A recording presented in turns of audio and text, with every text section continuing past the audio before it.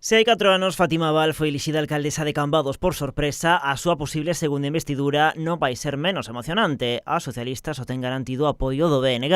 As discrepancias nas negociacións entre os socialistas e Somos Cambados poderían acabar entregándolle a alcaldía ao popular Luís Aragunde. E meaño, o bastón de mando pode acabar en mans do popular Carlos Viéitez ou do independente José Manuel Aspérez. Todo dependerá do que vote mañá os dous representantes do PSDG. Os socialistas piden a cabeza de Aspérez para apoiar a meaño independiente.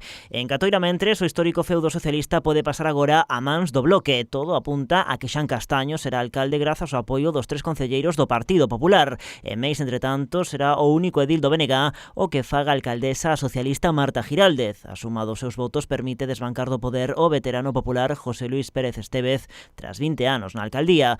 En Pontecesures todo apunta a que se vai reeditar o tripartito entre PP, Terra Galega e Independente xurdido tras a moción de censura do 2016. No resto da comarca caldense as cousas parecen estar máis claras. En Caldas, de entrada, Juan Manuel Rei seguirá a fronte do Executivo local. O BNG descartou entrar no goberno e mesmo di agora que non ten claro que votarán mañá. O feito de que o Bloque manteña aberta a opción de votar por si mesmos creou rumores en canto a un posible apoio do PP, unha conxitura que os populares tampouco desmentiron ou non aclarar aínda a súa postura.